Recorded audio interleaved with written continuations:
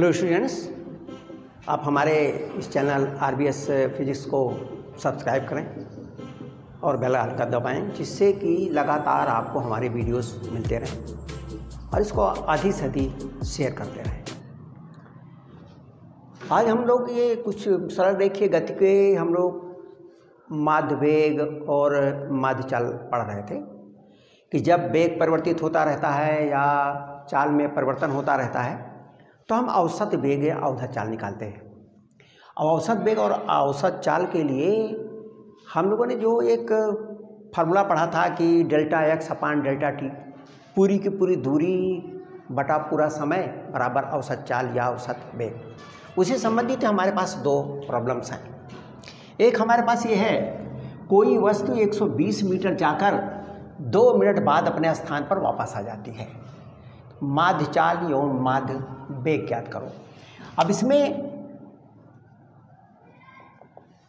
वस्तु 120 मीटर जाती है, यानी इसका जो यश या यक्स है वो 120 मीटर जाना और फिर 120 मीटर वापस आना।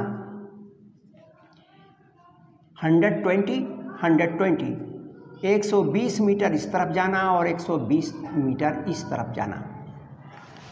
तो कुल दूरी चली गई दूरी है 120 प्लस 120 बराबर 240 मीटर। इसलिए कुल दूरी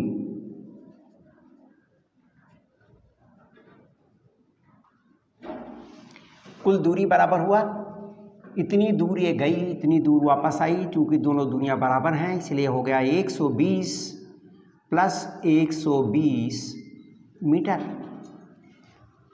कुल दूरी है। और कुल समय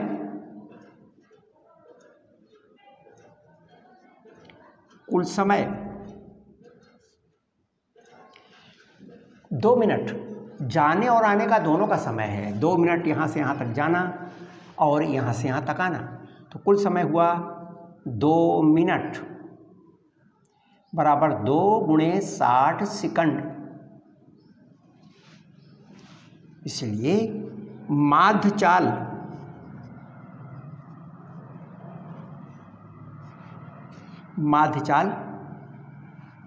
V एवरेज बराबर होगा कुल दूरी।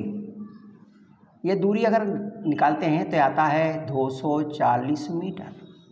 तो हो गया आपका 240 मीटर अपान डेल्टा टी, 2 गुणे 60 सेकंड। अब इस जीरो से ये जीरो कट गया। 2 छंग 12 दूनी 24 या 2 मीटर प्रति सेकंड। इसका ये माध्य चाल है 2 मीटर पर सेकंड। हमें माध्य वेग भी निकालना है। माध्य वेग कहते हैं विस्थापन बटा समय। विस्थापन मानी प्रारंभिक स्थिति और अंतिम स्थिति के बीच का अंतर। प्रारंभ में यहाँ पर थी, गई और फिर यहीं आ गई, अपने स्थान पर वापस आ जाती है। तो पहले का जो स्थिति थी और बाद की जो स्थिति है वो एक ही है, इसलिए विस्थापन 0।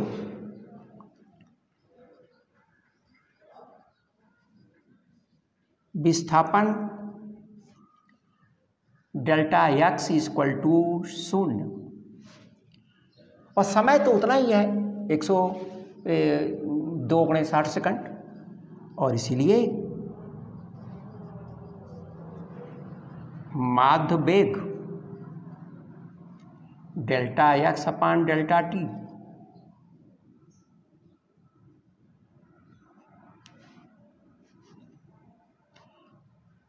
डेल्टा एक्स अपान डेल्टा टी ये हुआ 0 अपान 2 गुणे 60 बराबर 0 मीटर पर सेकंड। तो यहाँ पर चाल तो है लेकिन वेग नहीं है, क्योंकि विस्थापन यहाँ 0 है। इसी तरह का ये क्वेश्चन है जिसमें हमें कहीं तो समय दिया है और कहीं दूरी दी है। इसके दो भाग हैं। कोई वस्तु अपनी यात्रा का आधा भाग, ये है ये अपनी यात्रा का आधा भाग, ये पूरी यात्रा है। पूरी यात्रा को हम x मान लें। इसका आधा भाग x/2 40 किलोमीटर प्रति घंटे की चाल से तय करती है। यानी यहाँ पर जो चाल है ये है v1 = 40 किलोमीटर प्रति घंटा। और इसका अगला वाला जो आधा भाग है x/2, इसको 60 किलोमीटर प्रति घंटे की चाल से तय करती है। तो माध्य चाल कितनी होगी? माध्य चाल बराबर होती है दूरी, जितना दूरी चली Δx/Δt। लेकिन हमको समय का पता नहीं है, समय का नहीं पता है, हमें चाल का नीचे पता है, इसलिए हम समय निकाल लेते हैं। इसलिए t1 = दूरी x/2 और बटा चाल, यानी x/80 घंटा। और इसी प्रकार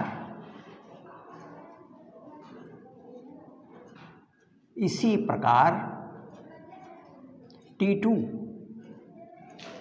अगर t2 देखें तो ये आया आधी दूरी, यानी x/2 और चाल है 60, x/120 घंटा। तो कुल समय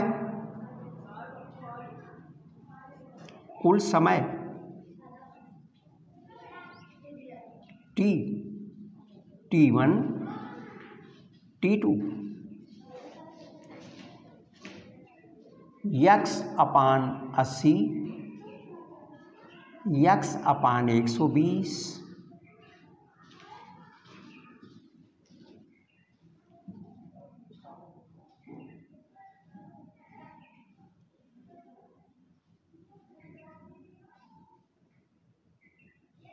इसका एलसीएम निकाल लें।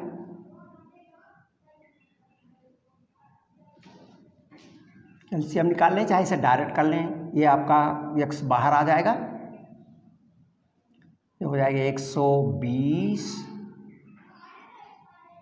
और प्लस 80/120 × 80, ये समय हो गया। और इसलिए माध्य चाल v एवरेज दूरी Δx/Δt।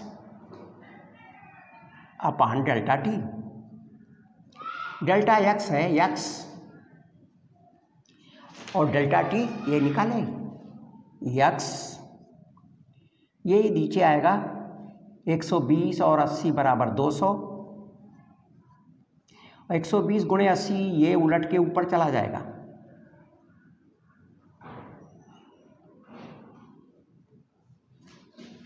ये कट जाए, 2 0 कट जाएंगे,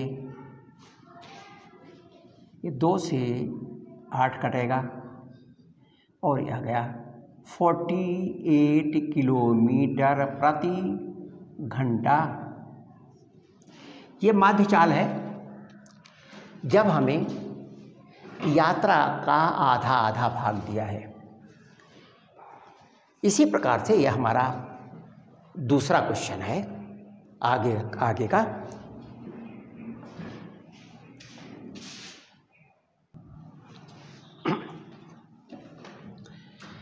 यहाँ पर हम लोग जो उसका ए भाग किया, ये उसका बी भाग है क्वेश्चन का, जिसमें कि आधे समय तक वो 40 किलोमीटर प्रति घंटे की चाल से चलता है और पूरी यात्रा में जितना समय लगता है उसके आधे समय तक वो 60 किलोमीटर प्रति घंटे की चाल से चलता है। अब यहाँ पर जब हमको आधा समय मानी T/2 हमने मान लिया कि कुल समय T लेता है पूरी यात्रा का समय, तो आधे समय यानी T/2 प्रथम आधे समय अंतराल में चली गई दूरी बराबर चाल गुणे समय VT, 40 गुणे T/2 20T। तो जो पहली यात्रा का पहला भाग हुआ वो हुआ 20T और इसी तरह अगले आधे समय अंतराल में जो चली गई दूरी है वो है आपका 60 × T/2, ये कट गया तो आपका आया 30T। अब यहाँ पर कुल दूरी कितनी हो गई? इतनी दूरी x1 है, इतनी दूरी x2 है, इसलिए कुल दूरी हो गई 20T + 30T। यानी यहाँ से यहाँ तक की ये पूरी दूरी हो गई। यहाँ से यहाँ तक का T/2 समय, यहाँ से यहाँ तक का T/2 समय यहाँ का मालूम था, यहाँ का पता, इसलिए यहाँ का x1 मालूम हो गया और यहाँ का x2 मालूम हो गया। इसलिए पूरी यहाँ से यहाँ तक की हमको दूरी मालूम हो गई, यहाँ से यहाँ तक की दूरी पूरी x, तो जोड़ दिया हमने, इसलिए x बराबर x1 + x2 बराबर 50T। पूरी दूरी हमको पता है और समय अंतराल वो दिया हुआ है T/2, यहाँ T/2 और कुल हमने मान लिया समय T, तो जो कुल समय T है तो ये हो गया 50T/T, कट गया। तो इसका जो माध्य चाल आई वो 50 किलोमीटर प्रति घंटा। अब ये तो हमने एक माध्य चाल निकाली। अब हम लोगों ने जब कोई भी वस्तु चलती है तो हम लोगों ने अनुभव किया है कि कभी चाल ज़्यादा होती है, कभी कम होती है। इस प्रकार की चालों को हम परिवर्ती चाल कहते हैं। लेकिन कुछ चाल ऐसी है जो स्थिर रहती है, निश्चित समय अंतराल में निश्चित वेग परिवर्तन दूरी का परिवर्तन होता है, उसका चाल निश्चित रहती है। जैसा मान लें हमारे पास ये किस तरह की चाल है, इसमें हमें ये ज्ञात है, दिया हुआ है कि जो चलने वाली वस्तु है, उस चलने वाली वस्तु का समय 0 पर वो 10 पर थी, फिर 5 सेकंड पर उसकी चाल हो गई 5 सेकंड पर उसकी चाल हो गई 10 सेकंड पर उसकी चाल 20, 15 पर चाल 30 और 20 पर चाल 40। यानी उसका जो चाल का परिवर्तन है, उसकी जो दूरी का परिवर्तन है, प्रारंभ में तो 0 पर था, यानी जहाँ से उसने गति प्रारंभ की मूल बिंदु पर था, और 5 सेकंड बाद वो 10 मीटर पे चला गया। फिर 10 सेकंड पर यानी 5 सेकंड का समय अंतराल पर फिर 10 मीटर का अंतर आया, फिर 5 सेकंड पर फिर 10 का आया, फिर 5 सेकंड पर जो दूरी का अंतर आया उतना ही आया। इस प्रकार की चाल को हम इस प्रकार की चाल हमारी समान गति वाली यानी समान चाल है। समान चाल में जो चाल रहती है, वेग रहता है, वो समान रहता है, बराबर रहता है। उसका जो लेखा चित्र आता है हमारा दूरी का और समय का, वो इस तरह का हमें प्राप्त होता है।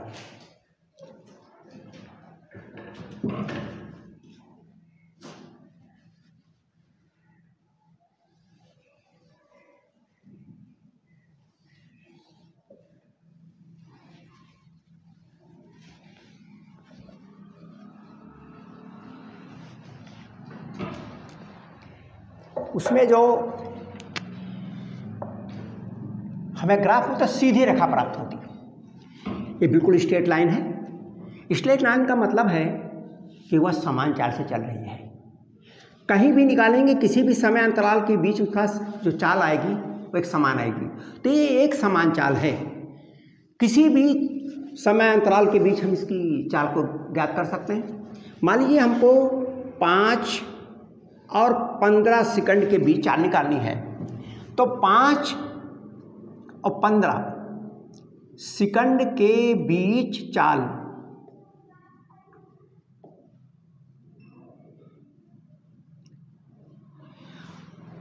ये चाल आएगी कितनी?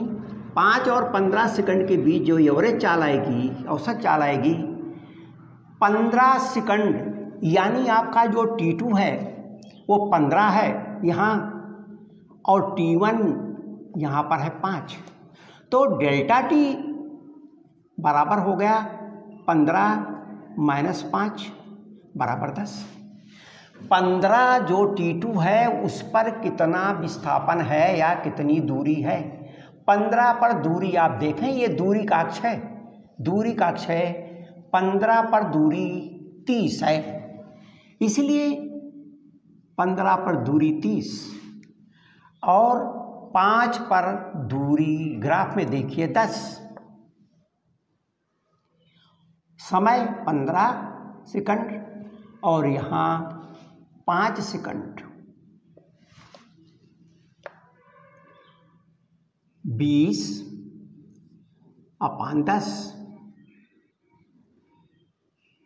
2 मीटर प्रति सेकंड।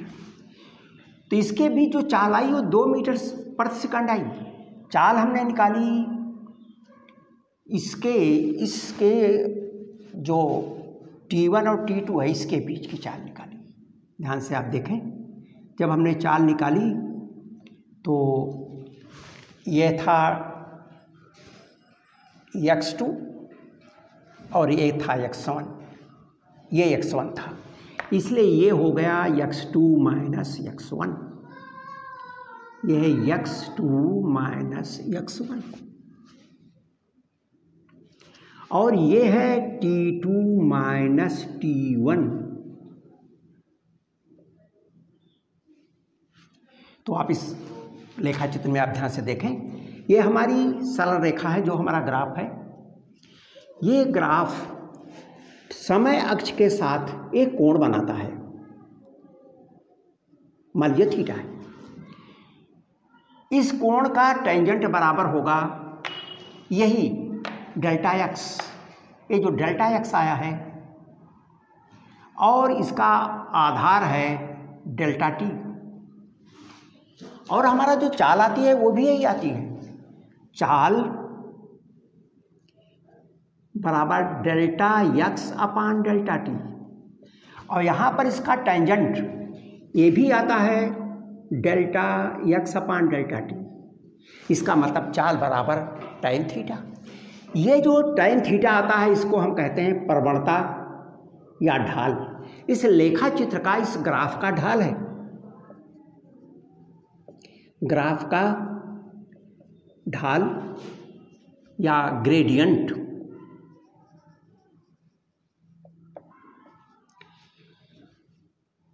प्रवणता भी कहते हैं इसी को।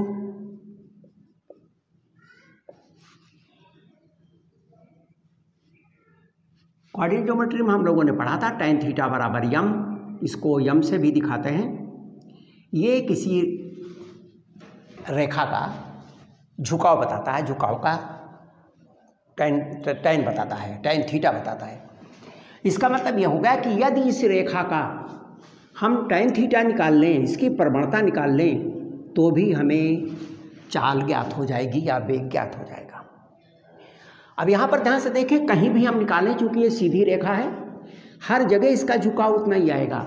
यहाँ भी वही झुकाव है, यहाँ भी यही झुकाव है, संगत कोण, यहाँ भी वही झुकाव। इसका मतलब यह है कि जब सरल रेखा होती है, अर्थात जब समान चाल वाली गति होती है, तो वहाँ पर चूँकि हर जगह झुकाव एक है, इसलिए चाल समान होती है।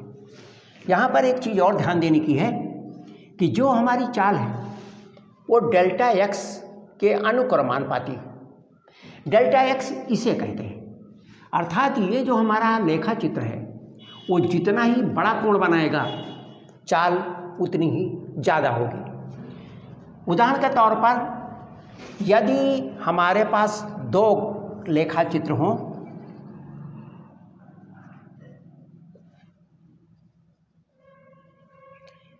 एक इस तरह है और एक इस तरह है, तो इस लेखा चित्र A और B ये दो वस्तुओं की चालें हैं। इन दोनों वस्तुओं की चालों का आप ध्यान से देखें तो इसका प्रवणता कम है, इसकी प्रवणता ज़्यादा है। इसको अगर हम मान लेते हैं θ2, इस बड़े वाले को मान लेते हैं θ1, तो θ1 इज ग्रेटर देन θ2, यानी tan θ1 is greater than tan θ2। हम ये कह सकते हैं कि इसमें जो माध्य चाल है, ए की माध्य चाल B A is greater than B की माध्य चाल वी बी। तो इस तरह से अगर कोई भी ग्राफ्स है सीधी रेखा में है तो ये बात स्पष्ट है कि वह वस्तु एक ही चाल से चल रही है, उसकी चाल समान है। और दूसरी चीज़ ये कि कितना वो इस अक्ष के साथ झुकी है, उससे हम उसके चाल के बारे में अंदाज लगा लेते हैं।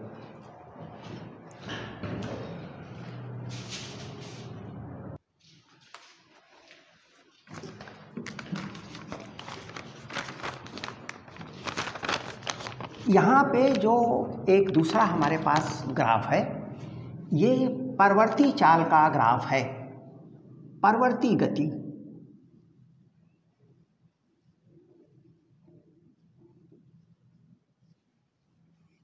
वेरिएबल मोशन, ये टेढ़ा है। इसका मतलब प्रत्येक जगह, प्रत्येक समय अंतराल में इसकी चाल बदल रही है। यहाँ कुछ और होगी, यहाँ पर इसका झुकाव कुछ और होगा, यहाँ कुछ और है, यहाँ कुछ और है। तो इसकी चाल यहाँ पर लगातार बदल रही है, सीधी रेखा नहीं है। जब इसकी चाल बदल रही है तो किसी भी बिंदु पर हम चाल कैसे इसमें निकालें? चाल निकालने की विधि वही है कि किन्हीं भी दो बिंदुओं के बीच हम चाल निकाल लेते हैं। मान लीजिए हमको 10 और 20 के बीच में चाल निकालनी। 10 या 20 सेकंड के बीच माध्य चाल।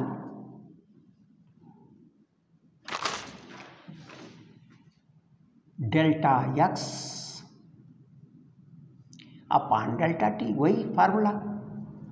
अब डेल्टा एक्स 20 पर ध्यान से दें तो डेल्टा एक्स का मतलब है x2 माइनस x1 अपान t2 माइनस t1। तो x2 20 सेकंड पर x2 बराबर 40 और 10 पर 10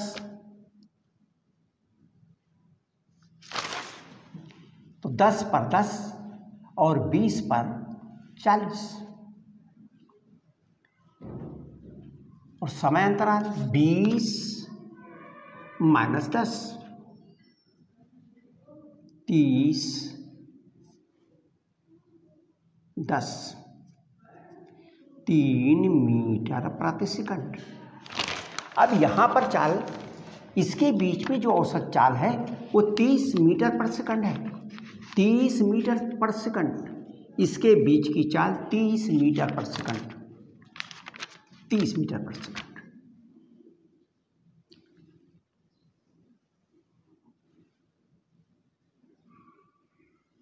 ये है डेल्टा एक्स और ये है डेल्टा टी।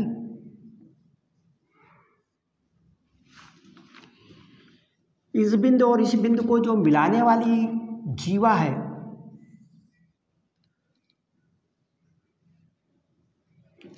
ये जीवा जिसे हम कह सकते हैं ए बी, ये चाप है, इस चाप के सिरों को मिलाने वाली ये जीवा है। जो ये भी जीवा का यहाँ झुकाव रहता है, इसकी प्रवणता ही यहाँ पर चाल के बराबर होती है।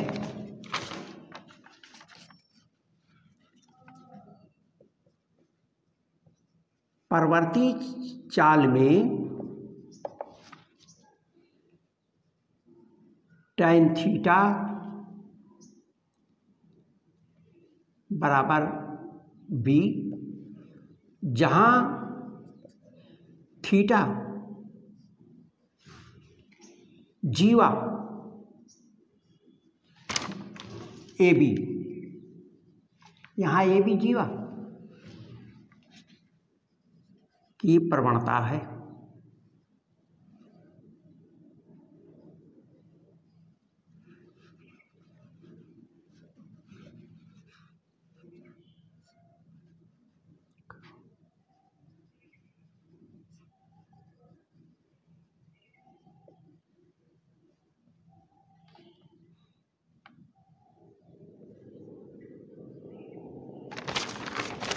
ये अब यहाँ चूँकि ये वक्र है इसलिए ग्राफ का कोण नहीं लेते, ग्राफ कितना कोण बनाता है ये नहीं लेते। यहाँ पर जो वक्र है इसके सिरों को मिलाने वाली रेखा जीवा कार्ड, इसका झुकाव लेते हैं और इसका झुकाव जितना कोण बनाया यही है इसका थीटा। इसमें हम लोग जब सीधी रेखा होगी तो इसका माध्य चाल और उसका ताक्षणिक चाल या ताक्षणिक वेग सभी एक ही आएगा, किंतु इस तरह में अगर हमको ताक्षणिक वेग या ताक्षणिक चाल निकालना है तो जिस समय पर निकालना है, मान लीजिए हमको इस बिंदु पर निकालना है ताक्षणिक चाल, तो इस पर खींची गई स्पर्श रेखा का जो झुकाव होगा, ये स्पर्श रेखा का जो झुकाव है यही इस बिंदु पर ताक्षणिक चाल के बराबर होगा।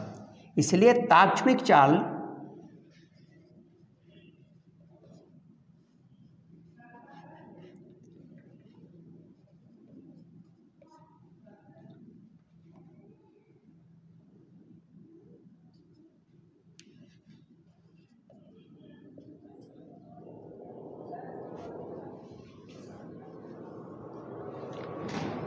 ताक्षणिक चाल बराबर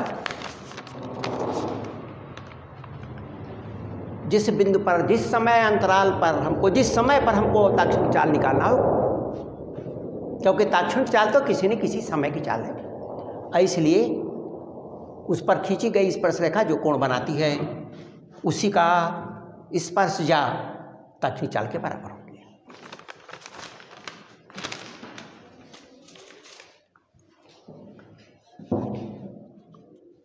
आपको वीडियो देखने के लिए बहुत बहुत धन्यवाद।